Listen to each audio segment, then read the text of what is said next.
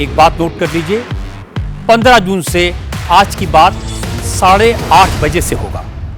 ये जो भाटिया जी अमेरिका करने की कोशिश कर रहा है, पहले तो आप एग्रेसिव हो जाते हैं, फिर आप ये कहते हैं by the end of June हम कोई बड़ी डील साइन कर लेंगे, ऐसी परिस्थिति पैदा हो रही है। ईरान नेगोशिएट अच्छा कर रहा है, अमेरिका भी अच्छा नेगोशिएट कर रहा है, पर सवाल ये है कि ये जो दनादन मिसाइलें दागी जा रही हैं, ये क्या पावर शो चल रहा है डोनाल्ड ट्रंप का, जिससे कि उनका हाथ भारी रहे इस डील में? देखिए, पावर शो जो चल रहा है वो इजराइल का चल रहा है, और वो जो पावर शो चल रहा है वो आपने देखा ग्राउंड पे कि 2000 स्क्वायर किलोमीटर से ज्यादा उन्होंने सदर्न लेबनान में कब्जा कर लिया है। और पिछली जो बमबारी हुई है सिडोन शहर में, वो भी बहुत घातक सिद्ध हुई है। हिजबुल्लाह के 20 से 25 उसमें जो है सैनिक हिजबुल्लाह के उसमें मारे गए हैं। तो जो जो ये पावर शो हो रहा है ये इजराइल की तरफ से ज्यादा हो रहा है। जो स्ट्रॉन्ग आर्म टैक्टिक्स है कि मैं किस तरह प्रेशर डाल के ईरान को नेगोशिएटिंग टेबल पे एक ऐसी डील साइन करा सकूं जिसमें कि ऐसा लगे कि यूएस का पलड़ा भारी हुआ है, उसके लिए दोबारा जो 2.0 की लड़ाई शुरू हुई है वो हुई है। अभी क्या हो गया है, जो दोनों पेज फंसे हैं वो लेबनान और होर्मुज में फंस गए हैं। और जो न्यूक्लियर इशू है, जो कहने में तो ये आ रहा है कि अभी 90% उन्होंने उसको अपना जो जो उनके पास 440 केजी थे यूरेनियम, उसको उन्होंने कर लिया है तैयार बम बनाने के लिए। पहले तो ये 60% ही बोल रहे थे कि उसको किया है, अब 90% के बिल्कुल कगार पे खड़ा है एक न्यूक्लियर बम बनाने के लिए। तो अब वो थोड़ा सा बैक फुट पे चला गया है और होर्मुज पे पूरा संकट जो है अभी अटका है। और इसीलिए ये जो लड़ाई हो रही है वो होर्मुज की लड़ाई हो रही है। लेकिन एक ऐसा मुद्दा और एक ऐसा पॉइंट और ऐसा पेन पॉइंट ईरान के पास अब आ गया है कि होर्मुज का ऑल्टरनेटिव अब स्टेट ऑफ होर्मुज से नहीं, इसके बरखिलाफ, इसके अलावा पूरे वर्ल्ड को निकालना पड़ेगा।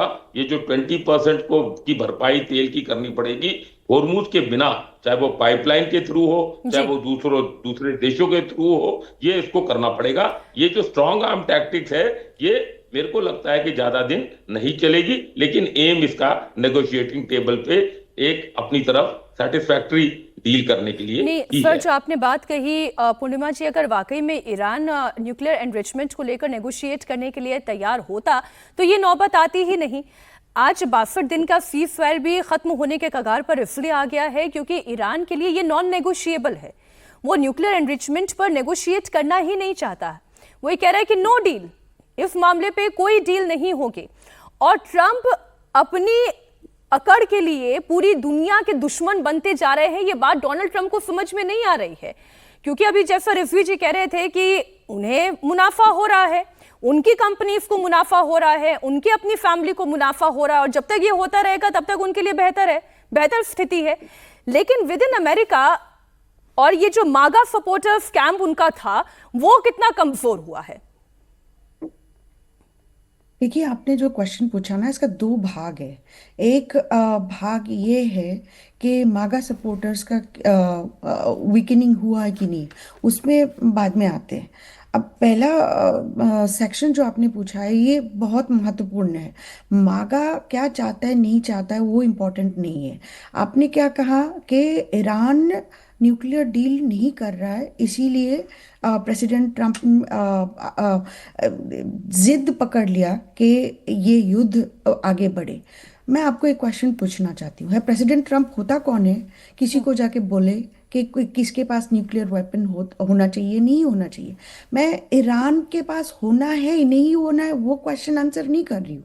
बट अगर इजराइल के पास 300 वॉर हेड्स है, न्यूक्लियर वॉर हेड्स है, तो आप कौन होते हो? प्रेसिडेंट ट्रंप कौन होता है? पूर्णिमा कौन होते हैं? सर जी यहाँ पे जो बैठे हो वो कौन होते हैं बोलने वाले ईरान के पास न्यूक्लियर वेपन होना है या नहीं होना है? आप मुझे बताइए। दुनिया में कुछ कंट्रीज के पास है, उसमें से अमेरिका भी एक है। America is the only country which actually dropped nuclear weapon and wiped out 2 cities in the entire world. First and the last country that dropped bomb and wiped out two cities, 250,000 killed in a fraction of a second, और millions of people were exposed to the radiation, cancer radiation. मुझे आप बताइए America होता कौन है?